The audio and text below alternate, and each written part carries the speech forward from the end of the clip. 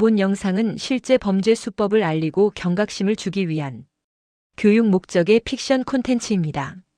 극히 일부 범죄 사례를 바탕으로 제작되었으며 대한민국의 수많은 요양보호사분들은 열악한 환경 속에서도 어르신들을 헌신적으로 돌보시는 존경받아 마땅한 분들입니다. 특정 직업군을 비하하거나 차별할 의도가 전혀 없음을 밝힙니다. 74세 한도경의 목소리가 회의실을 가른다. 방금 하신 말씀 다시 한번 해주시겠어요? 녹음 중입니다. 그 순간 천사 같던 요양보호사의 얼굴이 일그러졌다. 이 모든 건 3개월 전부터 시작됐습니다. 안녕하세요, 여러분.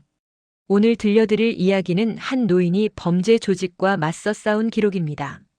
나이 들었다는 이유로 약자가 되어야 한다는 그 잔인한 편견에 맞선 한 여성의 이야기. 이 영상이 도움이 되셨다면 구독과 좋아요 부탁드립니다. 여러분의 부모님, 이웃 어르신들을 지키는데 이 이야기가 작은 힘이 되길 바랍니다. 그럼 시작하겠습니다. 새벽 6시 경기도 작은 마을. 한도경은 오늘도 새벽 산책을 나선다. 74세. 혼자 산 지 5년째. 하지만 외롭지 않다. 아니, 외롭지 않다고 스스로를 설득해왔다. 발걸음은 여전히 가볍다. 등산화 끈을 단단히 묶고 배낭에 물 한 병과 수첩 하나. 40년 교직 생활의 습관이다. 언제나 준비하고 기록하고 관찰하는 것. 길 건너편에서 김순자 할머니가 손을 흔든다. 도경도 손을 들어 답한다. 팔팔하다는 인사말이 농담처럼 들렸다. 요즘 부쩍 무릎이 시큰거리고 계단 오를 때면 숨이 찬다. 하지만 내색하지 않는다. 나이 들었다는 걸 인정하는 순간 사람들은 당신을 다르게 대하기 시작한다. 도경은 그걸 너무 잘 안다. 거실 벽에는 액자들이 가지런히 걸려 있다. 졸업식 사진, 학생들과의 단체 사진, 남편과의 결혼 사진. 도경은 남편 사진 앞에서 멈춰 선다. 매일 아침 하는 일방적인 대화. 대답은 없지만 도경은 괜찮다. 5년 전 남편이 세상을 떠난 후 이 집은 조용해졌지만 도경은 무너지지 않았다. 아들 지우가 서울에서 살림을 차렸고 도경은 이 마을에 남기로 했다. 지우는 여러 번 함께 살자고 제안했지만 도경은 거절했다. 자신의 삶이 있고 아들의 삶이 있는 것이라고 생각했다. 그렇게 5년을 버텼다. 혼자서도 잘 살 수 있다고 증명하고 싶었다. 오전 10시 아들의 전화. 지우의 목소리는 피곤해 보인다. 이번 주도 내려오지 못할 것 같다는 말. 프로젝트가 막바지라는 설명. 도경은 예상했다는 듯 담담하게 괜찮다고 답한다. 바쁜 거 아니까 건강만 챙기라고. 지우가 무릎 상태를 묻는다. 도경은 좋아졌다고 답한다. 거짓말이다. 무릎은 점점 더 아프다. 하지만 아들을 걱정시키고 싶지 않다. 지우가 요양보호사를 알아봐 주겠다고 하자 도경은 아직 멀쩡하다며 거절한다. 전화를 끊은 후 도경은 한숨을 쉰다. 다음 주는 오지 않을 거라는 걸 안다. 아들도 바쁘고 자기 삶이 있다. 그걸 탓할 순 없다. 오후 2시 동네 정형외과. 도경은 결국 병원을 찾았다. 무릎이 너무 아파서 더 이상 참을 수 없었다. 진료실에 들어서자 젊은 의사가 엑스레이 사진을 보고 있다. 퇴행성 관절염이 좀 진행됐다는 진단. 수술까지는 아니고 물리치료와 약물치료를 병행하면 된다는 설명. 혼자 사는지 묻는 의사에게 도경은 그렇다고 답한다. 의사는 가족이 있으면 좀 도와주는 게 좋겠다며 요양보호사 서비스를 알아보라고 권한다. 도경은 미간을 찌푸린다. 요양보호사라니. 그건 좀. 의사는 아직 거동이 괜찮으니 간병보다는 가사지원 위주로 하면 된다며 복지센터에서 연결해 줄 수 있다고 말한다. 처방전과 함께 명함 한 장을 건넨다. 도경은 명함을 받아들었지만 내키지 않는다. 낯선 사람을 집에 들이다니. 하지만 무릎은 거짓말을 하지 않는다. 점점 더 아프다. 3일 후 복지센터 방문. 도경은 결국 복지센터를 찾았다. 사회복지사 박태수가 환하게 웃으며 맞이한다. 30대 후반으로 보이는 남자. 단정한 외모에 친절한 말투. 무릎이 불편해서 요양보호사 연결을 원한다는 도경의 말에 박태수는 정부 지원으로 본인 부담금이 거의 없다고 설명한다. 주 3회 1회 3시간 정도 방문해서 청소, 식사 준비, 병원 동행을 도와준다고. 도경은 조금 안심하며 어떤 사람이 오는지 묻는다. 박태수는 마침 이 지역 담당하는 분이 있다며 정말 좋은 분이라고 말한다. 신미라라는 요양보호사인데 경력도 10년이 넘고 이 동네에서 평판이 아주 좋다고. 박태수는 내일 한번 방문해서 상담 받아보라고 권한다. 마음에 안 들면 다른 분으로 바꿀 수도 있다고. 도경은 잠시 고민하다가 고개를 끄덕인다. 다음 날 오후 2시 초인종 소리. 도경이 문을 열자 밝게 웃는 여자가 서 있다. 42세로 보이는 신미라. 단정한 차림에 따뜻한 미소. 손에는 과일 바구니까지 들고 있다. 도경은 이런 것까지 가져올 필요 없다고 하지만 미라는 첫인사라며 자연스럽게 들어온다. 미라는 집안을 둘러보며 연신 감탄한다. 혼자 산다는 게 믿기지 않을 정도로 깔끔하다고. 평소에 관리를 잘하셨다며 칭찬한다. 도경은 자신이 깔끔한 편이라고 답한다. 미라는 그래도 무릎이 불편하면 청소 같은 게 힘들 거라며 자신이 잘 모시겠다고 말한다. 이 일을 정말 좋아한다고. 그 눈빛은 진심처럼 보였다. 도경은 조금씩 마음을 연다. 일주일 후 미라는 완벽했다. 월, 수, 금 오후 2시. 정확히 제 시간에 도착해서 3시간 동안 집안 구석구석을 정리했다. 유통기한 지난 음식을 확인하며 버리고 냉장고를 정리하고 설거지를 하고 빨래까지 개어놓는다. 어느 날은 관절에 좋다며 미역국까지 끓여준다. 도경이 그렇게까지 안 해도 된다고 하자 미라는 자신이 좋아서 하는 거라고 웃으며 답한다. 도경은 처음으로 누군가의 돌봄을 받는다는 게 이렇게 편한 건지 깨닫는다. 슈퍼 앞에서 김순자 할머니가 도경에게 요양보호사가 오신다며 묻는다. 어떤지 괜찮은지. 도경은 정말 잘해준다고 답한다. 청소도 잘하고 음식도 해준다고. 옆에 있던 다른 할머니들도 부럽다며 자기네 집도 알아봐야겠다고 말한다. 신미라 씨가 이 동네에서 천사 같다고 소문났다고. 도경은 고개를 끄덕인다. 그래, 천사 같다. 너무 친절해서 오히려 미안할 정도다. 금요일 오후 4시 동네 약국.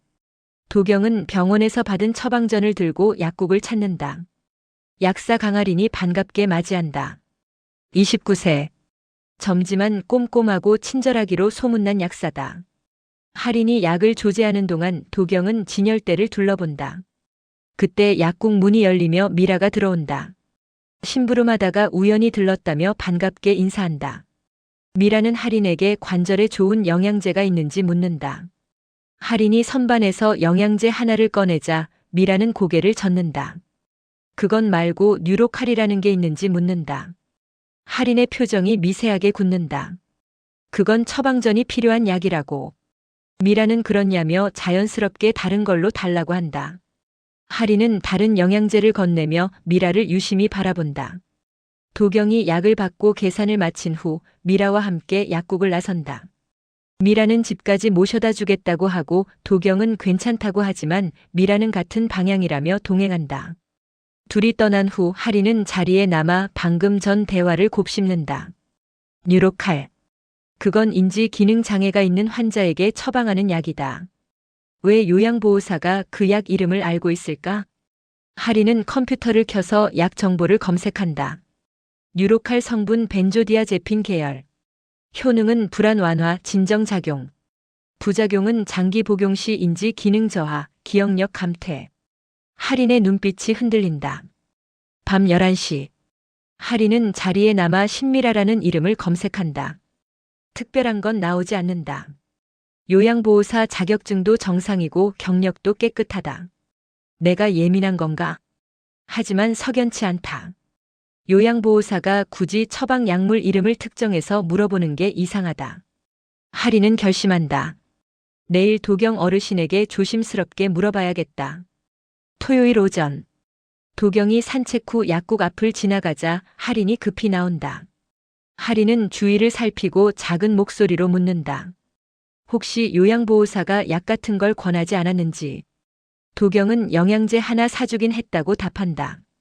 하리는 그게 뭐라고 쓰여 있는지 묻고 도경은 잘 모르겠다며 집에 있다고 한다. 하리는 메모지를 꺼내 전화번호와 함께 뭔가를 적어 건넨다. 약 성분 확인해 보세요. 처방전 없이 받은 건 조심하세요. 도경은 의아해하며 무슨 문제라도 있는지 묻는다. 하리는 잠시 망설이다가 답한다. 확실하진 않지만 그냥 조심하라고. 저녁 8시. 도경은 미라가 사준 영양제를 꺼낸다. 라벨을 자세히 읽어보지만 전문 용어들이 가득하다. 도경은 휴대폰으로 사진을 찍어 인터넷에 검색해본다. 하지만 명확한 정보는 나오지 않는다. 내가 너무 예민한 건가? 도경은 영양제 병을 내려놓는다. 하지만 마음 한구석이 불편하다. 그리고 그날 밤, 도경은 이상한 꿈을 꾼다. 미라가 웃으며 다가오는데 그 뒤에 검은 그림자가 보인다. 도경은 식은땀을 흘리며 깨어난다. 시계를 보니 새벽 3시. 잠을 다시 청하려 하지만 쉽지 않다. 할인의 경고가 머릿속을 맴돈다. 조심하세요. 무엇을 조심해야 하는 걸까? 미라는 그저 친절한 요양보호사일 뿐인데. 하지만 도경의 40년 교직 생활이 말한다. 너무 완벽한 건 의심해봐야 한다고. 월요일 오전. 미라는 한적한 카페 구석 자리에 앉아 있다. 그녀의 맞은편에는 50대 초반의 남자, 법무사 민우석. 민우석은 서류 가방에서 파일 하나를 꺼내 테이블 위에 놓는다. 한도경이라는 이름이 적혀 있다. 미라가 파일을 펼친다. 도경의 재산 목록, 건강 상태, 가족 관계가 상세히 정리되어 있다. 민우석이 작은 목소리로 말한다. 이번 타깃은 깨끗하다고. 아들도 해외 일로 바빠서 신경 쓸 시간이 없다고. 3개월이면 끝난다고. 미라는 고개를 끄덕인다. 약 반응도 좋고 기억력 테스트도 계속 틀리게 유도 중이라고 보고한다. 민우석은 만족스러운 표정으로 다음 단계를 설명한다. 첫째, 도경의 인지 능력 저하를 기록으로 남긴다. 둘째, 복지센터와 병원에 보고서를 제출한다. 셋째, 가족을 설득해 후견인 지정 동의를 받는다. 넷째, 법원에 후견인 신청을 한다. 다섯째, 제3명의 이전 후 요양원으로 격리한다. 미라는 차분하게 듣고 있다. 표정 하나 변하지 않는다. 민우석이 묻는다. 혹시 눈치챈 사람은 없는지. 미라는 잠시 생각하다가 답한다. 약국 약사가 좀 신경 쓰이긴 하지만 문제 없다고. 증거가 없으니까. 민우석은 조심하라고 당부한다. 이번 건으로만 8억은 확보할 수 있다고. 실수하지 말라고. 미라는 미소를 짓는다. 차갑고 계산적인 미소. 후견인 제도는 원래 판단 능력이 부족한 사람을 보호하기 위해 만들어졌다. 하지만 이 제도는 악용될 수 있다. 법적으로 정신적 무능력자로 판정받으면 후견인이 그 사람의 모든 재산을 관리할 수 있다. 집을 팔 수도 있고 통장을 관리할 수도 있다. 본인의 동의 없이. 가족이 없거나 멀리 사는 노인들이 주요 타깃이 된다. 위조된 의료 기록과 증언만 있으면 법원을 설득할 수 있다. 그리고 일단 후견인이 지정되면 되돌리기가 거의 불가능하다. 미라와 민우석은 지난 3년간 이 방법으로 7명의 노인을 속였다. 총 피해액만 15억 원. 한도경은 8번째 타깃이었다. 수요일 오후. 미라가 평소처럼 도경의 집을 방문한다. 밝은 표정으로 인사하며 집 안으로 들어온다. 청소를 시작하기 전 미라는 거실을 둘러본다. 도경이 잠시 화장실에 간 사이 미라는 재빠르게 움직인다. 탁자 위에 있던 안경집을 서랍 속으로 옮긴다. 리모컨을 소파 쿠션 아래로 밀어넣는다. 열쇠고리를 현관 신발장 뒤로 숨긴다. 그리고 아무 일 없었다는 듯 청소를 시작한다. 30분 후 도경이 안경을 찾는다. 분명 탁자 위에 뒀는데 없다. 미라가 거둔다. 어디 두셨는지 기억나시는지. 도경은 탁자 위라고 확신하지만 미라가 서랍을 열어보자며 함께 찾는다. 서랍 속에서 안경이 나온다. 미라는 웃으며 말한다. 찾아서 다행이라고. 도경은 혼란스럽다. 자신이 서랍에 넣었을까? 이런 일이 반복된다. 리모컨, 열쇠, 지갑. 도경이 분명 어디에 뒀다고 기억하는 물건들이 자꾸 다른 곳에서 나타난다. 미라는 매번 친절하게 함께 찾아주고 찾을 때마다 은근슬쩍 말한다. 어머님, 요즘 깜빡깜빡하시네요. 도경은 점점 자신의 기억을 의심하기 시작한다.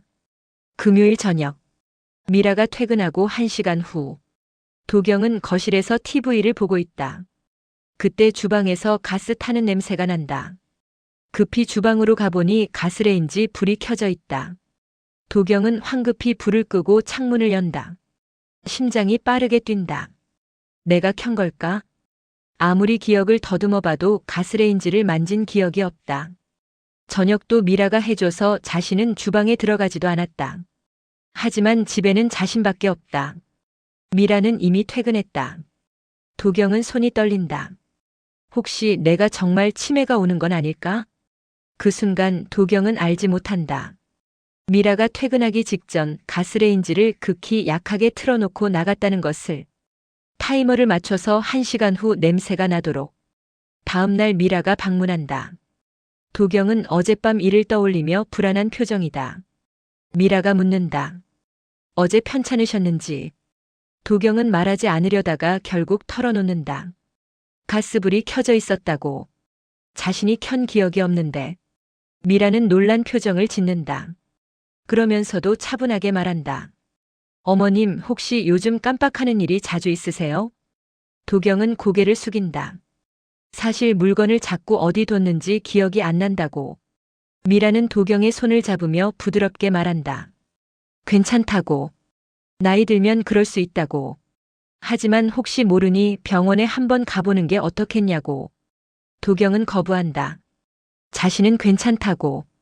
미라는 더 이상 강요하지 않는다. 대신 이렇게 말한다. 그럼 제가 더 자주 올게요. 어머님 혼자 두면 위험할 것 같아서요. 도경은 고마워하지만 동시에 자존심이 상한다. 자신이 그렇게 무능해 보이는 걸까? 월요일 오후 복지센터. 미라는 박태수를 찾아간다. 손에는 두툼한 서류 봉투. 박태수가 반갑게 맞이하자 미라는 심각한 표정으로 자리에 앉는다. 미라가 서류를 꺼내 보여준다. 한도경의 상태에 대한 상세한 기록. 요즘 기억력 저하가 심각해 보입니다. 미라는 차근차근 사례를 나열한다. 약 먹을 시간을 계속 잊으신다. 똑같은 질문을 하루에 여러 번 하신다. 물건을 어디 뒀는지 기억 못 하신다. 가스불을 켜둔 채 잊으신 적이 있다. 길을 헤매신 적도 있다. 박태수는 서류를 검토하며 고개를 끄덕인다. 심각해 보인다고. 미라는 더 나아가 제안한다. 인지 검사가 필요할 것 같다고. 혼자 사시는 어르신이라 더 위험하다고. 박태수는 동의한다. 가족에게도 연락해야 할 것 같다고. 미라는 이미 준비했다는 듯 답한다. 아들 연락처가 있는데 자신이 먼저 연락해보겠다고. 박태수는 미라를 대견하게 바라본다. 정말 헌신적이라고. 이런 요양보호사가 있어 다행이라고. 미라는 겸손하게 웃는다. 자신의 일일 뿐이라고. 그날 저녁. 서울 지우의 사무실. 야근 중인 지우의 휴대폰이 울린다. 모르는 번호. 전화를 받자 정중한 여자 목소리가 들린다. 신미라라고 자신을 소개하며 어머니를 돌보고 있는 요양보호사라고. 지우는 약간 놀란다. 엄마가 요양보호사를 쓰고 있었나? 미라는 부드럽게 설명한다. 무릎이 불편하셔서 복지센터에서 연결됐다고. 그런데 요즘 어머니 상태가 좀 걱정된다고. 지우가 긴장하며 묻는다. 무슨 일인지. 미라는 조심스럽게 말을 꺼낸다. 지우 씨, 어머님이 요즘 자주 깜빡하세요. 약도 잊어버리시고 물건도 자꾸 잃어버리시고. 어제는 가스불도 켜놓고 잊으셨대요. 지우의 얼굴이 굳는다. 미라는 계속한다. 혹시 병원에 한번 모시고 가보시는 게 어떻겠냐고. 치매 초기일 수도 있다고. 치매? 지우의 목소리가 떨린다. 미라는 확정 진단은 아니라고 하지만 조기에 발견하면 진행을 늦출 수 있다고 말한다. 전문가의 도움이 필요하다고. 지우는 전화를 끊고 한참을 멍하니 앉아 있는다. 엄마가 치매? 최근 통화할 때도 멀쩡해 보였는데. 하지만 생각해보니 전화로는 알 수 없다. 지우는 급히 주말 일정을 확인한다. 이번 주말에는 꼭 내려가야겠다고 마음먹는다. 수요일 오후. 미라는 오늘도 도경의 집을 방문한다. 가방에서 새로운 영양제 통을 꺼낸다. 어머님, 이거 드시면 좋대요. 기억력에도 좋고.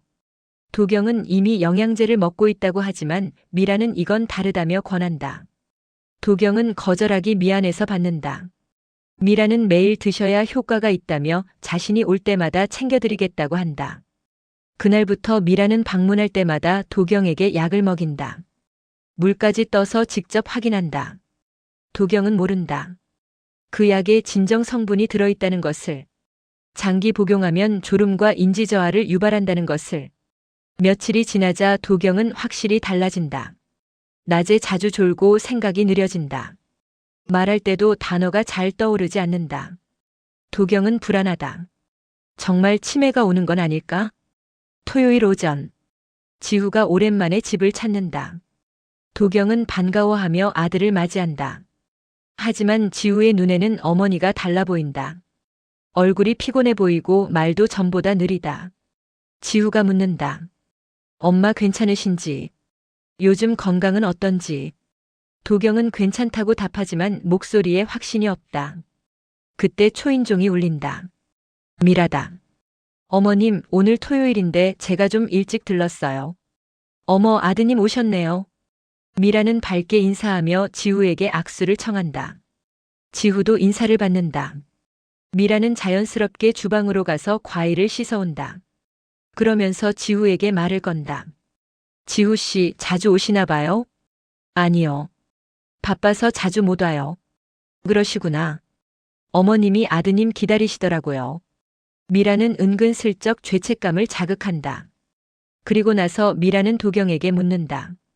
어머님, 어제 드셨던 거 기억하세요? 도경은 당황한다. 어제 뭘 먹었더라? 된장찌개? 아니요, 어머님. 삼계탕 드셨잖아요. 도경의 얼굴이 붉어진다. 맞다, 삼계탕이었다. 지우가 그 모습을 지켜본다. 어머니가 정말 기억을 못하는 건가? 미라는 계속한다. 어머님, 그럼 제가 며칠 전에 뭐 해드렸는지 기억하세요? 도경은 머뭇거린다. 기억이 잘 나지 않는다. 미역국? 어머님, 그건 이번 주 수요일이고요. 제가 물어본 건 월요일이에요. 도경은 점점 더 혼란스러워한다. 지우는 그 장면을 보며 가슴이 철렁한다. 미라가 자리를 뜨자 지우는 어머니와 단둘이 앉는다. 엄마, 요즘 진짜 괜찮으세요? 괜찮아. 요양보호사분이 말씀하시길 엄마가 자주 깜빡하신다던데. 그게 나이 들면 그럴 수도 있잖니. 엄마, 병원 한번 가보는 게 어때요? 도경은 고개를 젓는다. 자신은 아프지 않다고. 엄마, 만약 치매 초기면 빨리 발견하는 게 좋다고 하잖아요. 치매는 무슨. 엄마, 방금도 어제 뭐 드셨는지 기억 못 하셨잖아요. 도경은 입을 다문다. 아들 말이 맞다. 자신도 이상하다고 느끼고 있다. 지우는 어머니 손을 잡는다. 다음 주에 제가 병원 예약해 놓을게요. 같이 가요, 네? 도경은 천천히 고개를 끄덕인다. 거부할 힘도 없다. 일요일 오후. 지우는 서울로 돌아가기 전 미라를 따로 만난다. 카페에서 지우가 묻는다. 솔직하게 어머니 상태가 어떤지. 미라는 조심스럽게 답한다. 본인도 전문가는 아니지만 걱정되는 건 사실이라고. 특히 혼자 계실 때 위험하다고. 지우가 묻는다. 그럼 어떻게 해야 하는지. 미라는 제안한다. 일단 정확한 진단을 받아보시고 만약 치매 진단이 나오면 법적으로 보호 조치를 취하는 게 좋다고. 법적 보호 조치요? 네, 후견인 제도라고 있어요. 가족이 지정되면 어머님의 재산이나 의료 결정을 대신할 수 있어요. 지우는 처음 듣는 이야기다. 미라는 명함 하나를 건넨다. 민우석 법무사. 이분이 전문가세요. 나중에 필요하시면 연락해보세요. 지우는 명함을 받아든다. 미라는 웃으며 덧붙인다. 지우 씨가 많이 바쁘신 거 아니까 제가 최대한 도와드릴게요. 지우는 고맙다고 인사한다. 미라가 있어서 다행이라고. 미라는 속으로 미소 짓는다. 계획대로다. 지우가 떠나고 집은 다시 조용해진다. 도경은 거실에 혼자 앉아 있다. TV는 켜져 있지만 내용은 들어오지 않는다. 자신이 정말 치매에 걸린 걸까? 아들의 걱정스러운 눈빛이 떠오른다. 미라의 친절하지만 조심스러운 말투도. 도경은 거울 앞에 선다. 74세의 자신을 바라본다. 주름진 얼굴, 희끗한 머리. 예전과 다른 모습. 나 늙었구나. 도경은 책상 서랍을 연다. 오래된 수첩들이 나온다. 교장 시절 쓰던 업무 일지들. 빽빽하게 적힌 글씨들. 학생 이름, 회의 내용, 행사 계획. 모두 또렷하고 체계적이다. 이게 내가 쓴 거야. 도경은 수첩을 쓰다듬는다. 불과 몇 년 전만 해도 자신은 이렇게 명확했다. 그런데 지금은 방금 어제 뭘 먹었는지도 기억 못한다. 도경은 책상에 앉아 펜을 든다. 오늘 있었던 일을 적어보려 한다. 하지만 손이 떨린다. 글씨가 예전 같지 않다. 생각도 잘 정리가 안 된다. 도경은 펜을 내려놓고 한숨을 쉰다. 그때 약국에서 받았던 할인의 메모지가 눈에 띈다. 약 성분 확인해 보세요. 도경은 메모지를 집어든다. 그리고 미라가 준 영양제 통을 꺼낸다. 라벨을 다시 읽어본다. 여전히 이해하기 어렵다. 하지만 이번에는 휴대폰으로 하나하나 검색해본다. 벤조디아제핀 진정제 성분. 장기 복용 시 의존성, 인지 기능 저하 가능. 도경의 눈이 커진다. 인지 기능 저하? 도경은 급히 더 검색한다.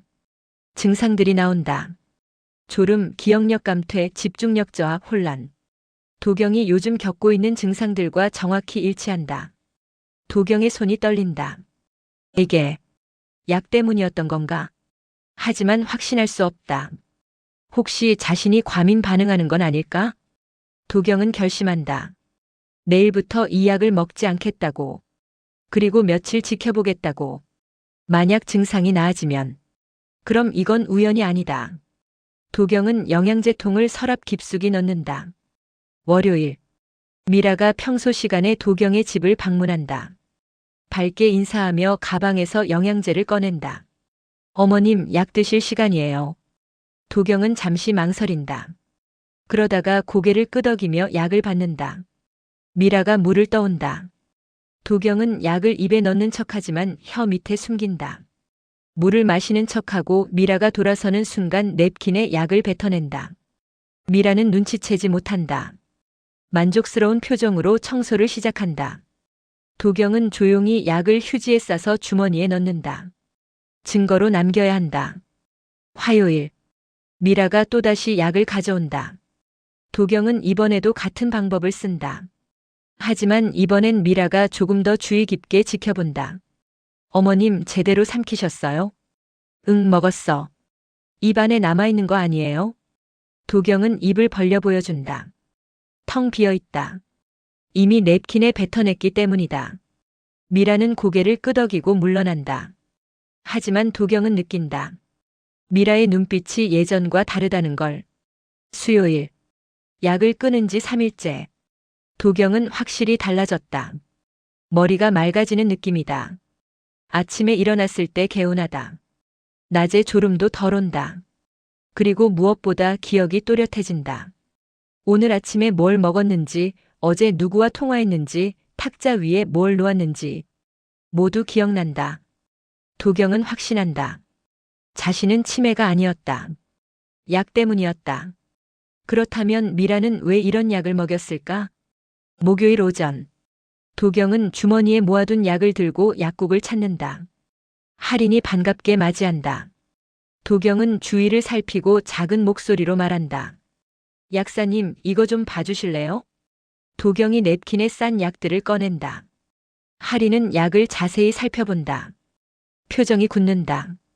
어머님, 이거 어디서 받으신 거예요?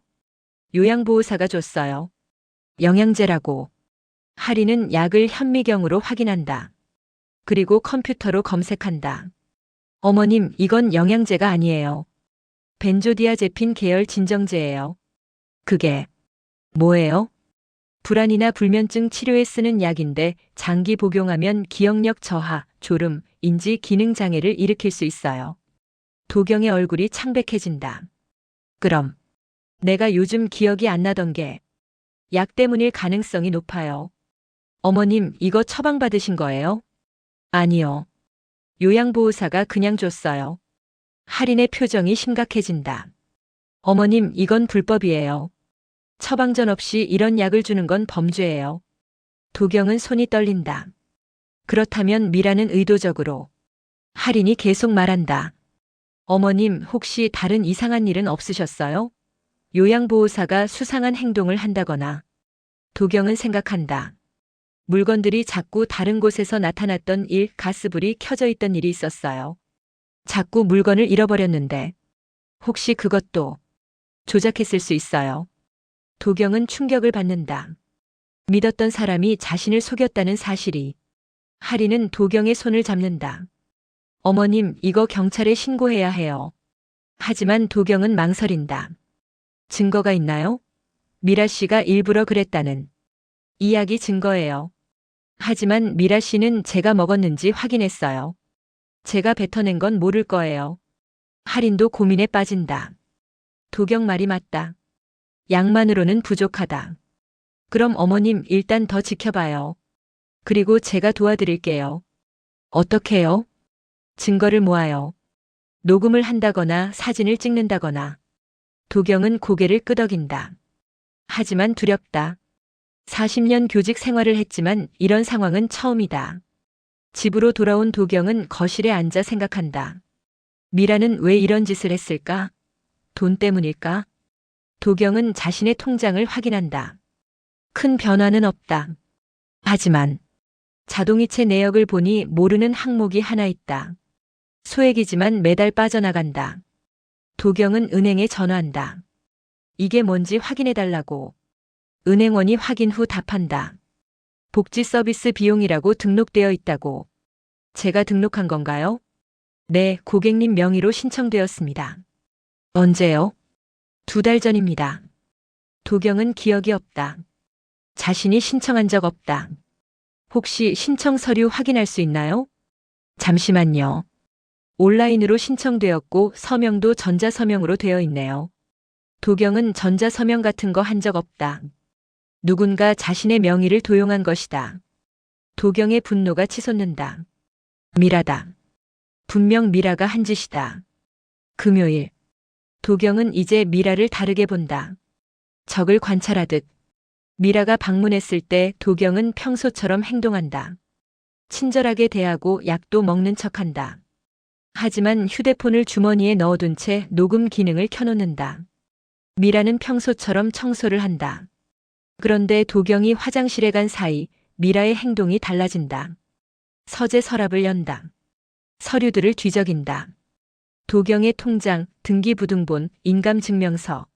미라는 서류들을 휴대폰으로 사진 찍는다. 도경은 화장실 문틈으로 숨을 죽이고 몰래 지켜본다. 미라가 서류를 제자리에 놓고 나서 도경은 변기물을 내리고 나온다. 다 끝났어요? 미라는 환하게 웃으며 답한다. 네, 어머님. 오늘 청소 다 끝났어요. 거짓말쟁이. 도경은 속으로 이를 간다. 하지만 표정은 관리한다. 40년 교직 생활이 헛되지 않았다. 토요일. 도경은 서재 서랍에 작은 카메라를 설치한다. 인터넷으로 주문한 초소형 카메라. 설치하는 게 쉽지 않았지만 설명서를 보며 간신히 성공한다. 이제 누군가 서랍을 열면 자동으로 녹화된다. 도경은 또한 집 곳곳에 물건을 의도적으로 배치한다. 안경, 리모컨 열쇠. 그리고 각각의 위치를 사진 찍어둔다. 만약 미라가 또 위치를 바꾼다면 증거가 될 것이다. 월요일. 미라가 방문한다. 도경은 일부러 산책을 나간다고 말한다. 30분 후에 올게요. 그동안 청소 좀 해주세요. 미라는 알았다며 웃는다. 도경은 집을 나가는 척하고 뒷문으로 몰래 돌아와 숨는다. 미라는 도경이 나가자마자 서재로 향한다. 서랍을 연다. 서류를 꺼내 사진을 찍는다. 카메라가 모든 걸 녹화하고 있다. 그리고 미라는 거실로 가서 도경이 놓아둔 안경을 다른 곳으로 옮긴다. 리모컨도 열쇠도. 도경은 모든 걸 지켜본다. 분노가 치솟지만 참는다. 감정이 아니라 증거가 필요하다. 그날 밤 도경은 할인을 집으로 초대한다. 미라가 오지 않는 시간에 도경은 할인에게 모든 증거를 보여준다. 카메라 영상, 녹음 파일, 바뀐 물건들의 사진. 할인은 충격을 받는다. 어머님, 이건 확실한 범죄예요. 그렇죠? 이제 경찰에 신고할 수 있을까요? 할인은 고개를 끄덕인다. 하지만 곧 걱정스러운 표정을 짓는다. 그런데 어머님, 이게 끝이 아닐 수도 있어요. 무슨 말씀이세요? 이런 짓을 하는 이유가 뭘까요? 단순히 서류 사진 찍으려고 이렇게까지 할까요? 도경도 그 생각을 했다. 미라의 목적이 뭘까? 할인이 조심스럽게 말한다. 어머님, 혹시 후견인제도 들어보셨어요? 후견인제도? 치매나 정신적 무능력이 있는 사람을 법적으로 보호하는 제도예요. 후견인이 지정되면 그 사람의 재산을 관리할 수 있어요. 도경의 얼굴이 창백해진다. 설마 미라 씨가 어머님을 치매 환자로 만들려고 한 이유가 그거일 수 있어요. 후견인이 되려고? 도경은 숨이 막힌다. 그렇다면 지금까지의 모든 게 설명된다. 약으로 인지 기능을 떨어뜨리고 기억력이 나쁜 것처럼 조작하고 아들에게까지 연락해서 제 아들한테도 전화했어요. 제가 치매 같다고. 할인은 고개를 끄덕인다. 그럼 이미 계획이 상당히 진행된 거예요. 어머님, 우리 시간이 많지 않을 수도 있어요. 도경은 주먹을 쥔다. 74세 노인이지만 포기할 수 없다. 그럼 어떻게 해야 하죠? 할인은 생각에 잠긴다. 일단 경찰 신고는 나중에 하는 게 나을 것 같아요. 왜요? 지금 신고하면 미라 씨만 잡히고 끝날 수 있어요. 하지만 혼자 이런 계획을 세울 수 없어요. 분명 배후가 있어요. 도경도 동의한다. 후견인 제도 같은 복잡한 법적 절차를 미라 씨가 혼자 알았을 리 없다. 그럼 어머님이 미끼가 되는 거예요. 미끼? 미라 씨가 다음 단계로 넘어가게 만드는 거예요. 그럼 배후가 나타날 거예요. 도경은 불안하다. 하지만 다른 방법이 없다. 위험하지 않을까요? 제가 도와드릴게요. 그리고 할인은 휴대폰을 꺼낸다. 제 친구가 변호사예요. 같이 도와줄 수 있을 거예요. 도경은 할인의 손을 잡는다. 고마워요, 정말. 어머님, 우리 같이 해결해요. 이런 나쁜 사람들 그냥 두면 안 돼요. 화요일, 도경은 계획을 실행한다. 미라가 방문했을 때 도경은 일부러 약해 보이는 연기를 한다. 미라 씨, 요즘 머리가 너무 아파요. 어머님 괜찮으세요? 모르겠어요. 자꾸 깜빡하고, 불안하고, 미라의 눈이 반짝인다. 계획대로 진행되고 있다는 표정. 어머님, 병원 가보시는 게 좋을 것 같아요. 그래야 할까요? 네, 제가 모시고 갈게요. 도경은 고개를 끄덕인다. 순응하는 척. 미라는 만족스러워한다. 그날 저녁 미라는 민우석에게 전화한다. 다 준비됐어요. 이번 주 안에 병원 데려갈게요. 좋아. 진단서만 나오면 바로 진행할 수 있어. 알아요. 걱정 마세요. 하지만 미라는 모른다. 도경이 모든 걸 알고 있다는 것을. 그리고 이제부터는 도경이 게임을 주도한다는 것을. 수요일 오전. 미라가 도경을 정신건강의학과로 데려간다. 미라가 예약한 병원. 차 안에서 미라는 다정하게 말한다. 어머님, 너무 걱정 마세요. 그냥 간단한 검사예요. 도경은 불안한 척 고개를 끄덕인다. 하지만 속으로는 할인이 알려준 대로 계획을 점검한다. 병원에 도착한다. 미라는 접수를 하고 도경을 진료실로 안내한다. 의사가 도경에게 몇 가지 질문을 한다. 오늘이 며칠인지 아세요? 수요일이요. 며칠이냐고요? 날짜요. 도경은 일부러 머뭇거린다. 10일? 오늘은 15일인데요. 의사가 기록한다. 미라는 옆에서 걱정스러운 표정을 짓는다. 요즘 이런 일이 자주 있으세요? 도경은 고개를 끄덕인다. 물건도 자꾸 잃어버리고, 가스불도 켜놓고 잊어버리고, 의사는 더 많은 질문을 한다. 도경은 일부러 몇 가지를 틀리게 답한다. 하지만 의심받을 정도로 너무 심하게 틀리지는 않는다. 검사가 끝나고 의사가 말한다. 일단 정밀 검사가 필요해 보입니다. MRI 예약하시고요. 미라가 재빨리 답한다. 네, 언제 가능한가요? 다음 주 월요일 어떠세요? 좋아요. 미라는 만족스러워한다. 계획대로다. 주차장으로 걸어가는 길. 미라는 도경의 팔을 잡으며 말한다. 어머님 걱정 마세요. 제가 끝까지 함께 할게요. 도경은 미라를 바라본다. 이 여자는 정말 완벽하게 연기한다. 미라 씨 고마워요. 당신이 없었으면 어쩔 뻔했어요. 미라는 웃는다. 당연한 거예요, 어머님. 하지만 도경은 안다. 이 미소가 얼마나 가짜인지. 차에 타기 전 도경은 일부러 묻는다.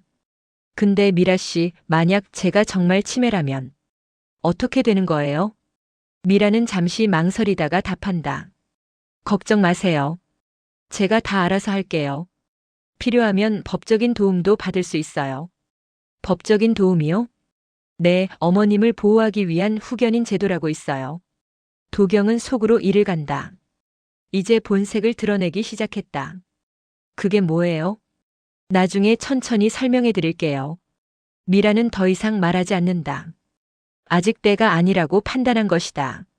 그날 저녁, 미라는 집에 돌아와 민우석에게 전화한다. 오늘 병원 다녀왔어요. 의사가 정밀 검사 필요하다고 했어요. 좋아. 결과 나오면 바로 진단서 받아. 네. 그런데, 뭐? 어머님이 후견인제도 물어보셨어요. 민우석이 잠시 침묵한다. 의심하나? 아니요, 그냥 궁금해 하시는 것 같았어요. 조심해. 노인들 봐서는 느려 보여도 눈치 빠른 사람 있어. 알아요. 걱정 마세요. 다음 주에 후견인 상담이라고 하고 내가 직접 만나볼게. 알겠어요. 전화를 끊고 미라는 창밖을 바라본다. 순조롭게 진행되고 있다. 이번 주만 더 버티면 된다. 같은 시각. 도경은 할인 그리고 할인의 변호사 친구 이지훈과 함께 앉아 있다.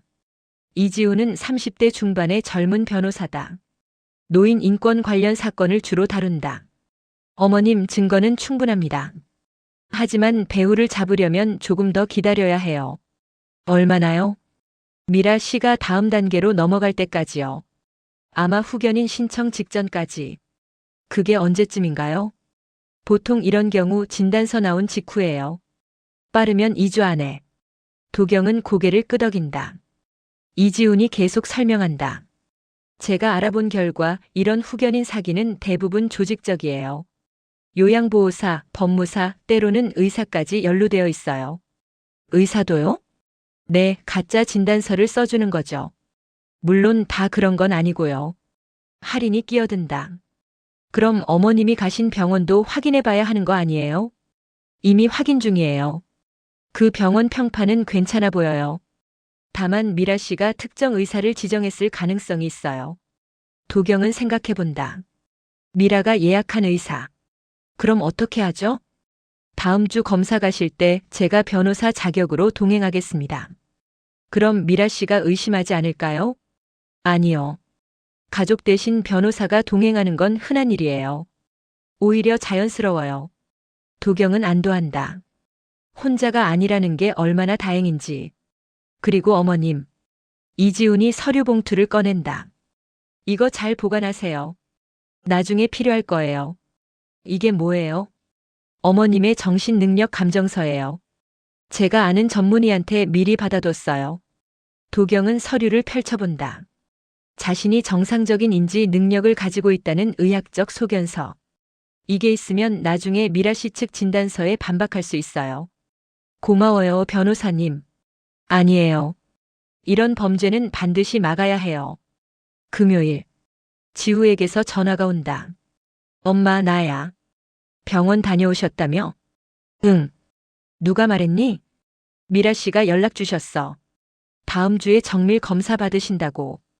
도경은 잠시 망설인다. 아들에게 진실을 말해야 할까? 하지만 아직은 아니다. 계획이 완성될 때까지는. 응, 그냥 간단한 검사야. 엄마, 혹시 결과 안 좋으면 나한테 꼭 말씀해줘. 알았어. 그리고 엄마 미라 씨 말로는 법적으로 준비할 게 있을 수도 있대. 도경의 심장이 빨리 뛴다. 드디어 시작되는 건가? 무슨 준비? 후견인? 그런 거요. 엄마가 혼자 결정하기 어려울 때를 대비해서. 그래. 나 다음 주에 내려갈게. 그때 같이 얘기하자. 알았어. 전화를 끊고 도경은 한숨을 쉰다. 미라의 거미줄에 아들마저 속고 있다. 월요일 오후. 도경이 집에서 책을 읽고 있을 때 초인종이 울린다. 문을 열자 정장 차림의 남자가 서 있다. 50대 초반 점잖은 인상. 안녕하세요. 한도경 어머님이시죠? 저는 민우석 법무사입니다. 도경의 심장이 뛴다. 드디어 배후가 나타났다. 하지만 표정은 관리한다. 법무사요? 무슨 일이시죠? 미라 씨한테 부탁받았습니다. 어머님 상담 좀 해드리려고요. 상담이요? 네, 들어가서 말씀드려도 될까요? 도경은 잠시 망설이는 척하다가 문을 연다. 들어오세요. 민우석은 거실에 앉아 명함을 건넨다. 도경은 명함을 받아든다. 민우석 법무사 유언 상속 후견 전문. 어머님 미라 씨한테 들었습니다. 요즘 건강이 좀 안 좋으시다고. 네. 연세도 있으시고 혼자 사시니까 걱정되실 텐데요. 도경은 듣고 있는 척 고개를 끄덕인다. 그래서 제가 도움을 드리고 싶어서 왔습니다. 어떤 도움이요? 민우석은 서류 가방에서 팸플릿을 꺼낸다. 성년 후견 제도라고 들어보셨어요? 아니요. 쉽게 말하면 어머님이 판단하기 어려운 상황이 왔을 때 법적으로 보호해주는 제도예요. 도경은 관심 있는 척한다. 예를 들면요? 재산관리, 의료결정, 계약 같은 것들이요. 만약 어머님이 치매 같은 걸로 판단력이 떨어지시면 후견인이 대신 결정해드리는 거죠. 그럼 제 돈을 다른 사람이 쓴다는 건가요? 민우석은 웃으며 손을 젓는다. 아니에요, 어머님. 어머님을 위해서만 쓰는 거예요. 법적으로 보호받으면서. 그럼 후견인은 누가 되나요? 보통 가족이나 신뢰할 수 있는 사람이요. 어머님 경우엔 아드님이 되실 수도 있고. 민우석은 잠시 멈춘다. 아니면 전문가가 될 수도 있어요. 전문가요? 네, 저 같은 법무사나 사회복지사 같은. 도경은 속으로 비웃는다.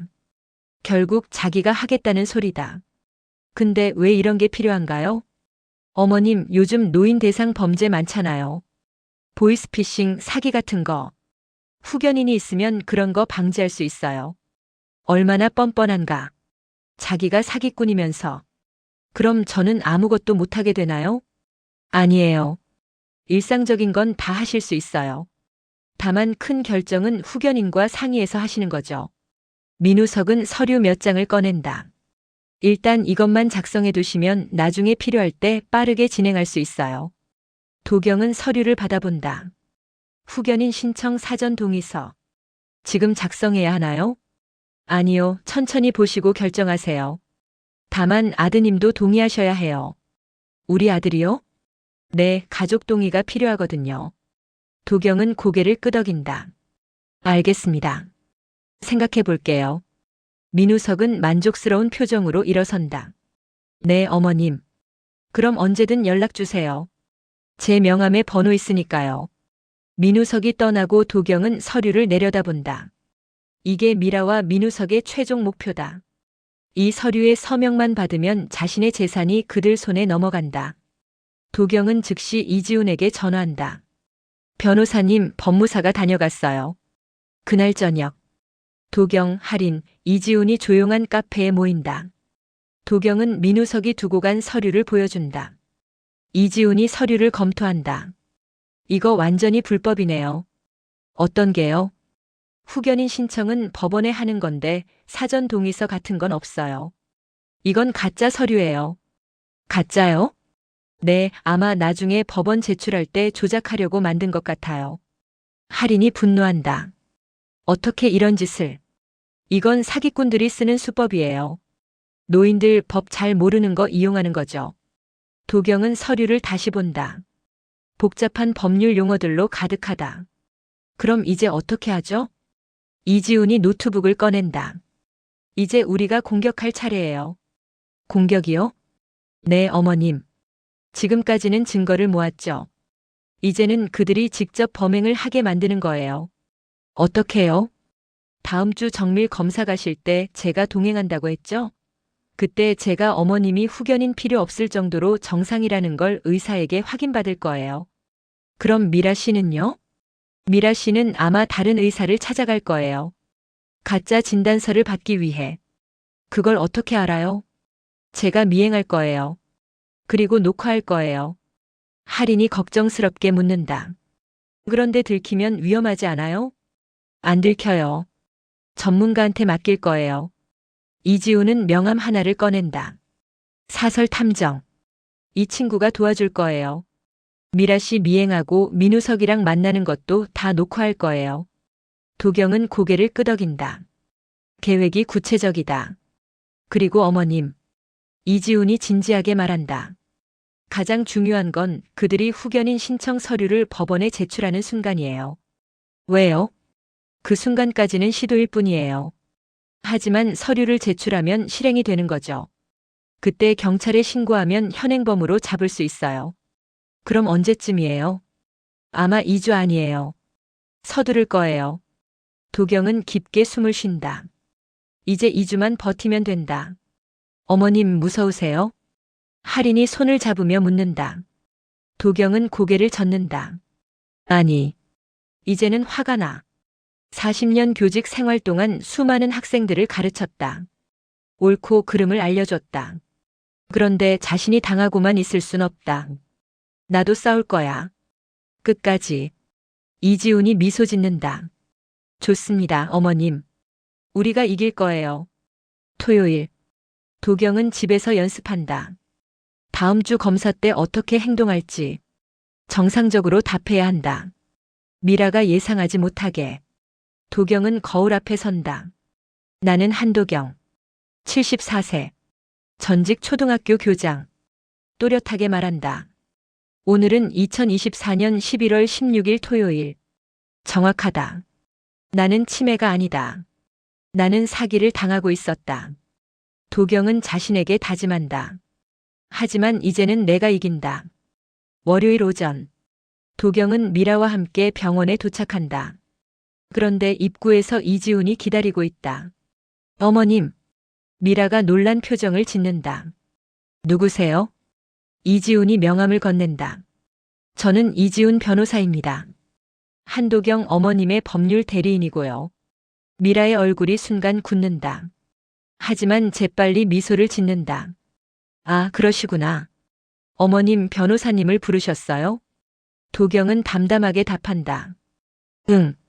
아들이 연결해줬어. 법적으로 문제 없는지 확인하라고. 미라는 내심 당황하지만 태연한 척한다. 그럼 같이 들어가시죠. MRI 검사 전 의사가 기본적인 인지 테스트를 한다. 오늘이 며칠입니까?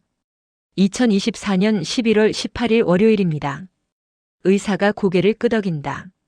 정확하다. 100에서 70 빼보세요. 193, 86, 79, 72, 65. 막힘없이 답한다. 이 세 단어를 기억하세요. 나중에 물어볼게요. 사과, 자동차, 연필. 테스트가 계속된다. 도경은 모든 질문에 정확히 답한다. 미라의 표정이 점점 어두워진다. 계획과 다르다. 이지우는 옆에서 모든 걸 기록한다. 10분 후 의사가 결과를 말한다. 어머님, 인지 기능은 연령 대비 정상 범위입니다. 미라가 급히 끼어든다. 그런데 선생님, 집에서는 자주 깜빡하시거든요. 물건도 잃어버리시고. 의사가 차트를 본다. 그럴 수 있죠. 하지만 검사 결과상 치매 징후는 보이지 않습니다. MRI 찍어보면 다르지 않을까요? 물론 촬영은 하겠습니다만 현재로선 큰 문제 없어 보입니다. 미라는 입술을 깨문다. 이지훈이 조용히 묻는다. 선생님, 그럼 후견인 필요성은 없다는 말씀이신가요? 현 상태로는 필요 없습니다. 어머님 판단 능력 충분하세요. 이지훈은 미소 짓는다. 그리고 녹음기를 확인한다. 모두 녹음됐다. 검사를 마치고 복도로 나온다. 미라는 화장실에 간다는 핑계로 자리를 뜬다. 급히 민우석에게 전화한다. 문제 생겼어요. 뭐가? 변호사가 나타났어요. 그리고 검사 결과도 정상이래요. 민우석이 잠시 침묵한다. 누가 변호사를 불렀어? 아들이라는데 의심스러워요. 노인이 눈치챈 거야?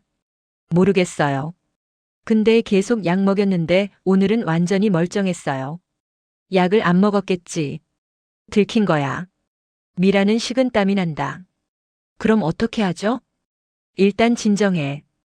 우리한테 아직 카드가 있어. 뭔데요? 다른 병원으로 가.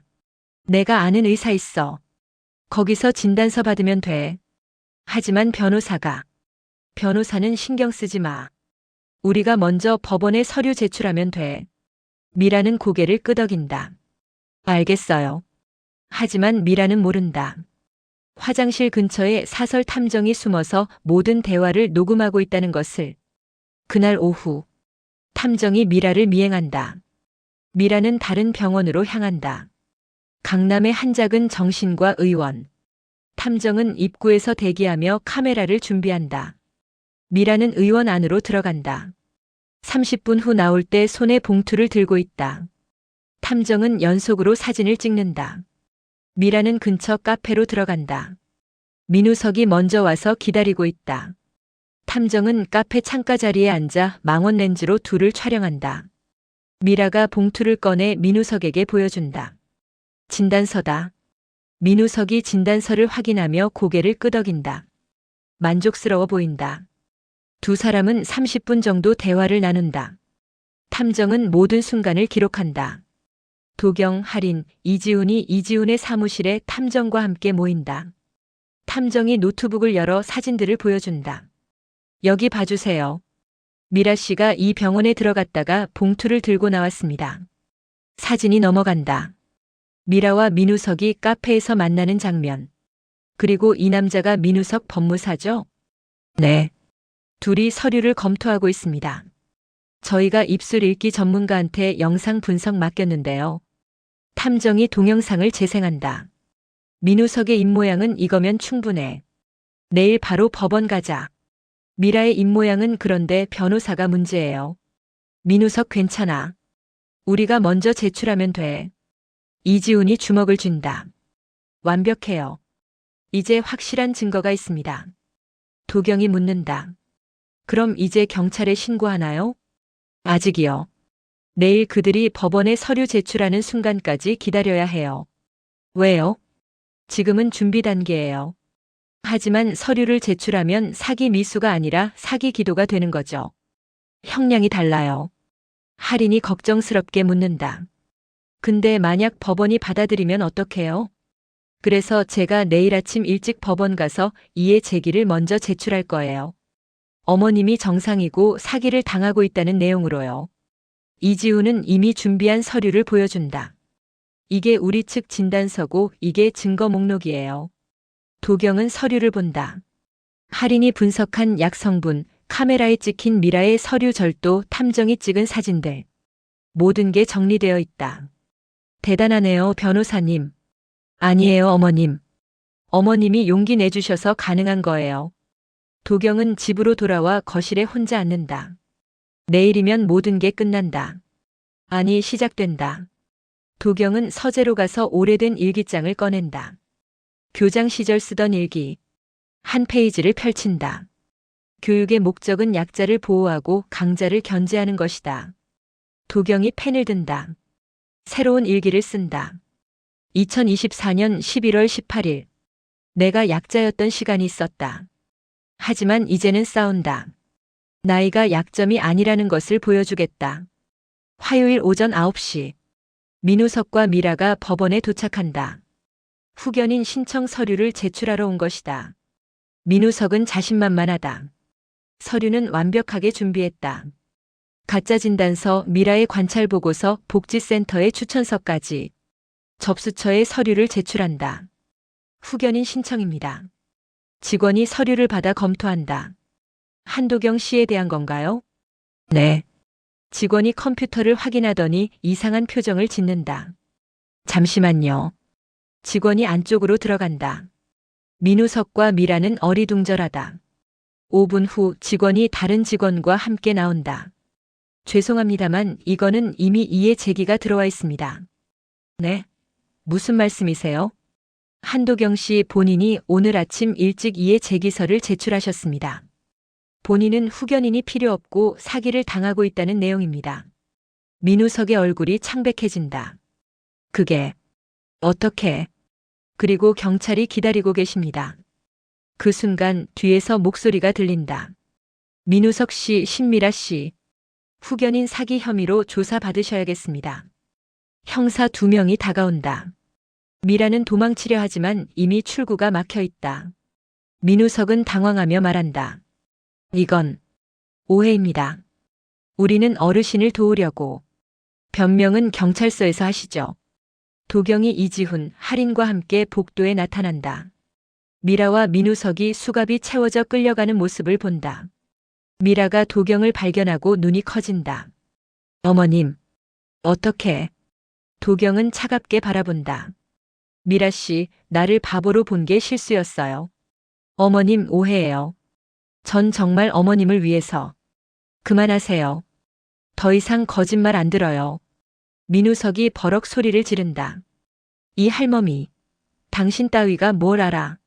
형사가 민우석을 제지한다. 조용히 하세요. 도경은 흔들리지 않는다. 74년을 살아온 무게가 느껴진다. 나이 들었다고 호구가 아니에요. 기억하세요. 미라와 민우석은 끌려간다. 도경은 그 뒷모습을 지켜본다. 할인이 도경의 어깨를 감싼다. 어머님 고생하셨어요. 아니야. 나 혼자는 못했어. 너희들이 있어서 가능했어. 도경은 참고인으로 경찰서에서 진술한다. 형사가 묻는다. 언제부터 의심하셨습니까? 약국 약사님이 경고해 주셨을 때부터요. 그리고 약을 끊었더니 증상이 사라졌어요. 용기 내시기 쉽지 않으셨을 텐데. 처음엔 나이 들어서 혼자 싸운다는 게 무서웠죠. 하지만 포기할 순 없었어요. 형사가 고개를 끄덕인다. 어머님 같은 분이 있어서 다행입니다. 많은 노인분들이 이런 사기를 당하고도 신고를 못 하세요. 다른 피해자도 있나요? 네, 어머님 사건 수사하면서 7명이 더 나왔습니다. 모두 미라 씨와 민우석 씨의 피해자들이에요. 도경은 가슴이 아프다. 7명이나. 그분들은 어떻게 되셨어요? 재산을 많이 잃으셨어요. 어떤 분은 집까지 빼앗겼고요. 그럼 돌려받을 수 있나요? 노력하고 있습니다. 하지만 쉽지 않을 거예요. 도경은 주먹을 쥔다. 자신은 다행이었다. 하지만 다른 사람들은 저녁 7시 초인종이 울린다. 지우다. 엄마. 지우는 급히 달려와 도경을 안는다. 엄마 뉴스 봤어. 미라 씨가. 그게 다 사기였어? 그래. 엄마 왜 나한테 말 안 했어? 혼자 얼마나 무서웠어? 지우의 목소리가 떨린다. 너 걱정시키고 싶지 않았어. 엄마. 지우는 무릎을 꿇고 도경의 손을 잡는다. 미안해, 엄마. 내가 자주 와봤어야 했는데. 바빴다는 핑계로. 아니야. 내 잘못이 아니야. 아니야, 엄마. 내 잘못이야. 미라 씨 말만 믿고 엄마가 치매라고 생각했어. 엄마를 못 믿었어. 도경은 아들의 머리를 쓰다듬는다. 괜찮아. 너도 속은 거야. 그 사람들이 워낙 치밀했으니까. 엄마가 혼자 다 해결하셨잖아. 나는 아무것도 안 했어. 아니야. 내가 있어서 내가 버틸 수 있었어. 지우는 한참을 운다. 도경은 아들을 안아준다. 5년 만에 이렇게 가까이. 지후야. 응, 엄마. 나 아직 건강해. 걱정 마. 알아, 엄마. 이제 알았어. 그래도 가끔은 와줘.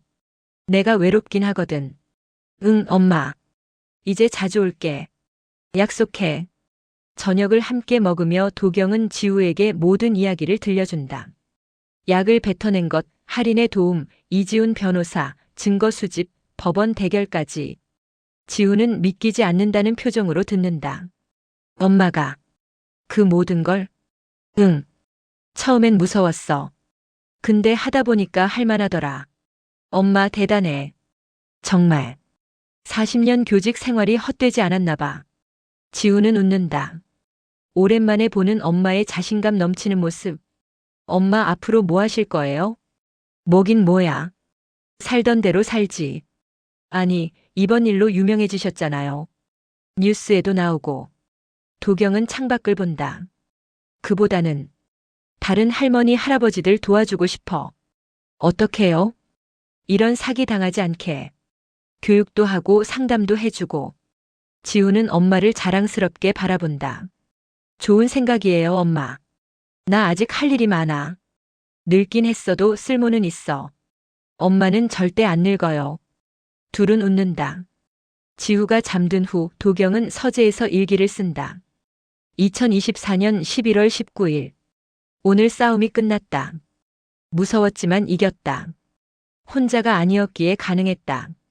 할인이, 이지훈 변호사가, 그리고 내 아들이 있었다. 나이는 숫자일 뿐이다. 중요한 건 포기하지 않는 마음. 살아온 시간이 힘이 된다는 걸 배웠다. 내일부터 다른 어르신들을 도울 것이다. 나처럼 당하는 사람이 없도록. 한도경, 74세. 아직 싸울 수 있다. 2주 후 법원 선고. 방청객들로 가득 찬 법정. 도경은 할인, 이지훈과 함께 앞줄에 앉아 있다. 피고인석에 미라와 민우석이 수갑을 찬 채 앉아 있다. 두 사람 모두 초췌해 보인다. 판사가 판결문을 읽는다. 피고인 신미라, 민우석은 성년후견 제도를 악용하여 노인들을 대상으로 조직적 사기를 저질렀습니다. 피해자는 총 8명, 피해 금액은 15억 원에 달합니다. 특히 피고인들은 의도적으로 피해자들의 인지 능력을 저하시키기 위해 불법 약물을 투여했으며 이는 매우 악질적인 범행입니다. 방청객들 사이에서 탄식이 나온다. 따라서 피고인 신미라에게 징역 7년을 선고합니다. 피고인 민우석에게 징역 10년을 선고합니다. 또한 피해자들에게 손해배상할 것을 명합니다. 판사의 망치 소리. 도경은 조용히 숨을 내쉰다. 끝났다. 미라가 뒤를 돌아본다. 도경과 눈이 마주친다. 미라의 눈에는 후회가 가득하다. 아니, 후회가 아니라 분노인가? 도경은 그 시선을 똑바로 받아낸다. 흔들리지 않는다. 법정을 나서며 기자들이 몰려든다. 한도경 씨, 한 말씀 해주세요. 어떻게 사기를 눈치채셨습니까? 도경은 잠시 멈춰선다. 그리고 마이크 앞에서 말한다.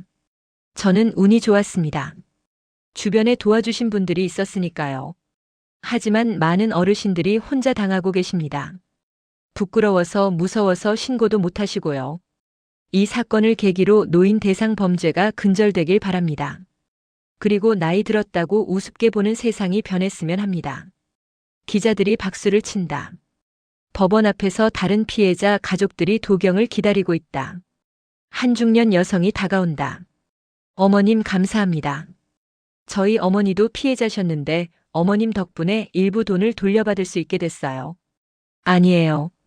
제가 한 게 뭐 있어요. 아니에요.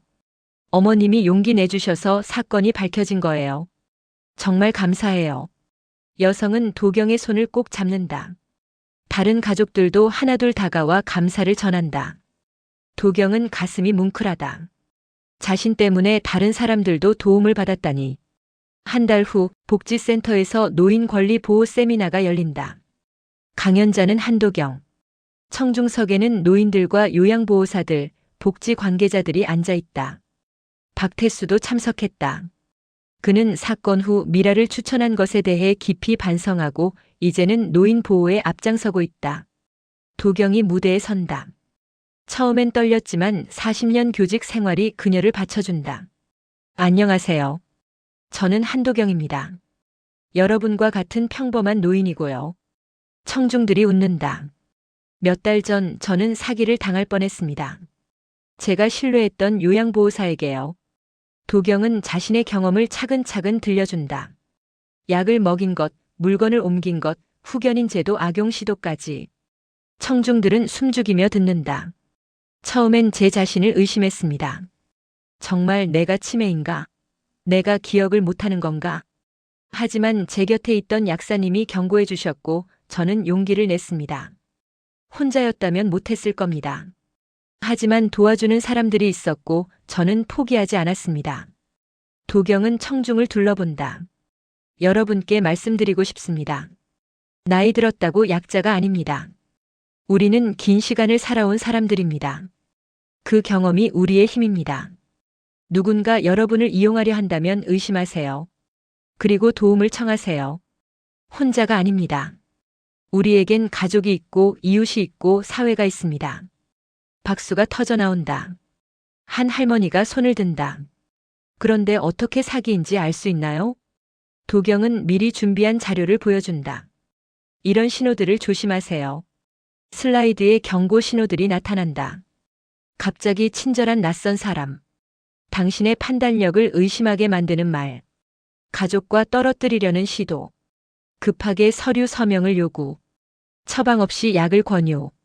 당신의 재산이나 서류에 과도한 관심. 이런 일을 겪으시면 주저하지 말고 신고하세요. 2122 또는 노인보호전문기관 1577-1389로요. 세미나는 성공적이다. 많은 노인들이 메모하고 질문한다. 세미나가 끝나고 몇몇 노인들이 도경에게 다가온다. 한 할아버지가 조용히 말한다. 저도 요즘 비슷한 일을 겪고 있는 것 같아요. 도경은 그를 조용한 곳으로 안내한다. 천천히 말씀해 보세요. 할아버지는 떨리는 목소리로 이야기한다.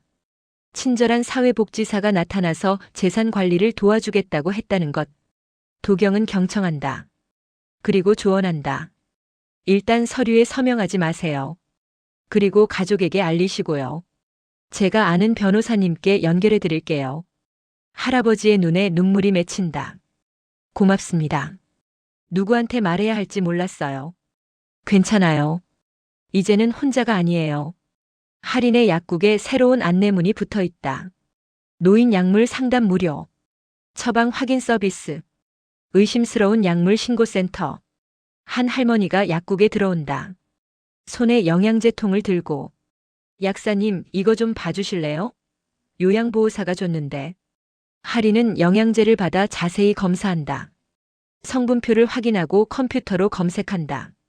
할머니, 이거 처방 전 필요한 약이에요. 누가 줬다고요? 요양보호사가. 관절에 좋다고. 할인의 표정이 굳는다. 또 다른 사기일 수 있다. 할머니, 이거 드시면 안 돼요.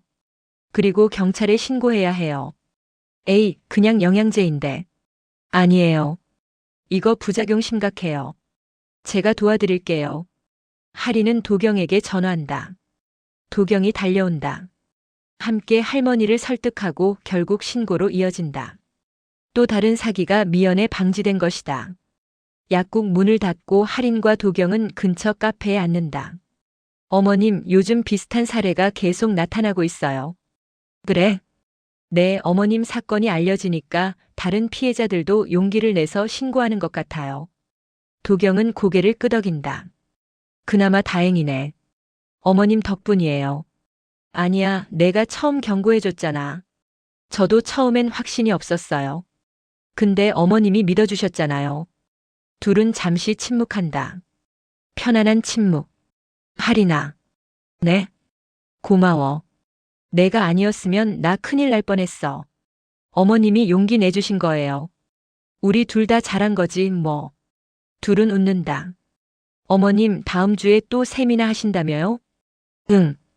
다른 지역에서도 요청이 들어왔어. 대단하세요. 이제 유명 인사예요. 에이, 무슨. 그냥 내가 겪은 얘기하는 거지. 그래도 많은 분들한테 도움이 될 거예요. 도경은 창밖을 본다. 어둑해진 거리에 가로등이 켜진다. 나도 이제 할 일이 생겼어. 늙어서 쓸모없다고 생각했는데. 어머님은 절대 쓸모없지 않아요. 고마워, 할인아. 3개월 후. 도경의 집은 예전과 달라졌다. 더 활기차다. 매주 화요일 도경의 집에서 노인 모임이 열린다. 지혜의 모임이라고 이름 붙였다. 동네 어르신들이 모여서 차를 마시며 이야기를 나눈다.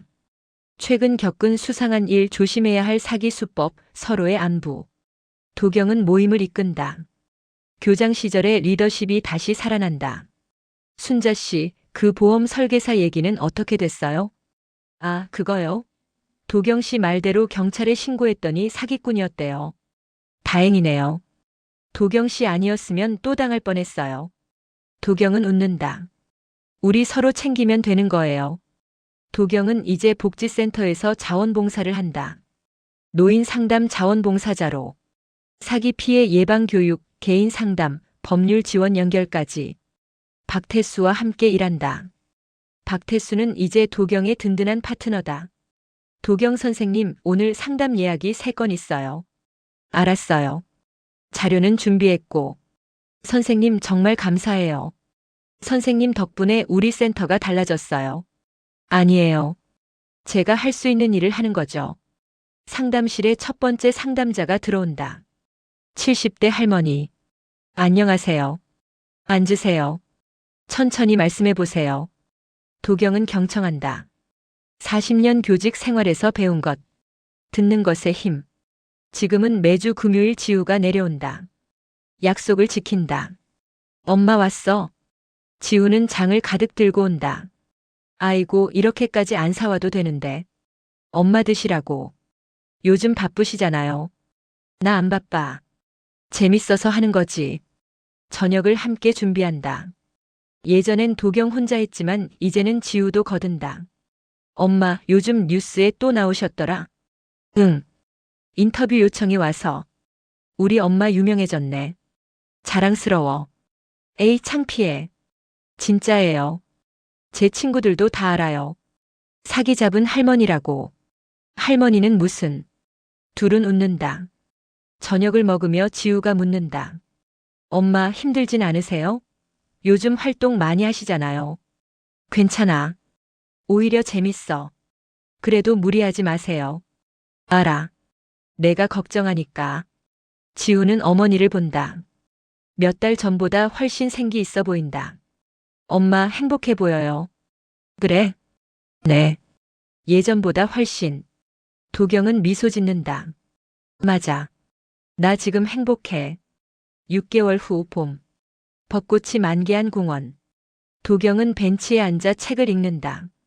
할인이 다가온다. 어머님 여기 계셨네요. 할인아. 일 끝났어? 네. 산책 나오셨어요? 응. 날씨가 좋아서. 할인이 옆에 앉는다. 둘은 벚꽃을 바라본다. 어머님, 지난번에 상담했던 할아버지 기억나세요? 응. 재산 관리 사기 당할 뻔했던 분? 네. 그분이 어제 저 찾아오셔서 감사하다고 하셨어요.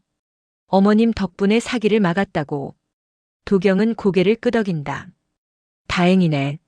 어머님이 많은 분들을 구하셨어요. 아니야. 나 혼자는 못했어.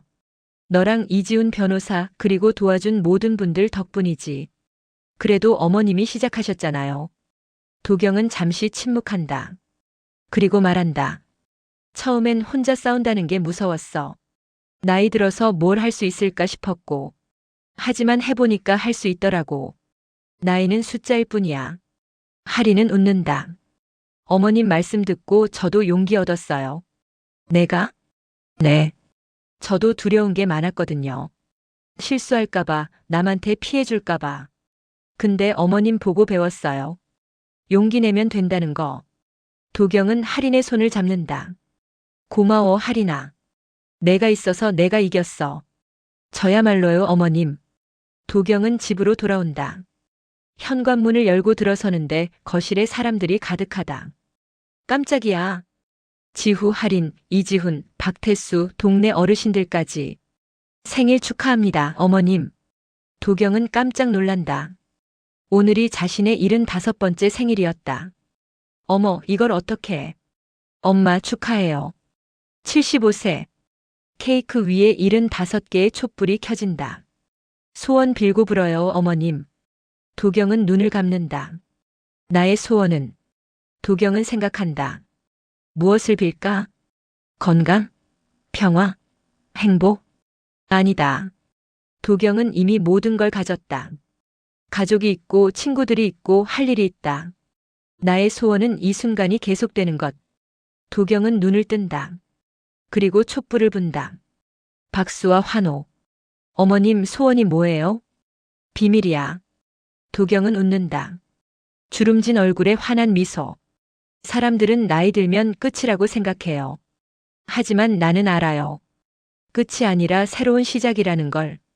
74세에 나는 사기꾼과 싸웠고 이겼어요. 75세인 지금 나는 다른 사람들을 돕고 있어요. 내일은 또 무엇을 할 수 있을까요? 나는 한도경. 나이는 숫자일 뿐. 살아낸 시간이 곧 힘입니다. 이 이야기는 실제 후견인 제도 악용 사례에서 영감을 받았습니다. 2023년 기준 노인 대상 사기 피해액은 연간 1조 원이 넘습니다. 하지만 신고율은 30%도 되지 않습니다. 혼자 고민하지 마세요. 노인학대 신고 1577-1389, 경찰 신고 112, 법률 상담 132 법률구조공단. 당신은 약하지 않습니다. 나이는 숫자일 뿐입니다. 여러분, 여기까지가 한도경의 이야기였습니다. 74세 할머니가 조직적 사기에 맞서 싸워 이긴 이야기. 이것은 단순한 범죄 스릴러가 아닙니다. 우리 사회의 노인들이 얼마나 취약한 위치에 있는지, 하지만 동시에 얼마나 강할 수 있는지를 보여주는 이야기입니다. 통계에 따르면 65세 이상 노인 4명 중 1명이 사기 피해를 경험했다고 합니다. 하지만 대부분은 창피해서 혹은 방법을 몰라서 신고하지 못합니다. 이 이야기가 누군가에게 용기가 되길 바랍니다. 여러분의 부모님, 할머니, 할아버지, 이웃 어르신들을 지켜주세요. 그리고 무엇보다 노인들 스스로도 알아야 합니다. 나이 들었다고 약자가 아니라는 것을, 살아온 시간이 곧 힘이라는 것을. 이 영상이 도움이 되셨다면 구독과 좋아요, 그리고 주변 분들과 공유 부탁드립니다. 한 사람이라도 더 이 이야기를 듣고 사기를 예방할 수 있다면 이 영상의 목적은 달성된 것입니다. 이 이야기는 우리 모두에게 경각심을 주기 위한 것입니다. 실제로 대부분의 요양보호사분들은 어려운 환경 속에서도 어르신들을 정성껏 돌보는 우리 사회의 소중한 분들입니다. 이 영상이 그분들의 노고를 폄하하는 것이 아님을 다시 한번 말씀드립니다. 시청해 주셔서 감사합니다.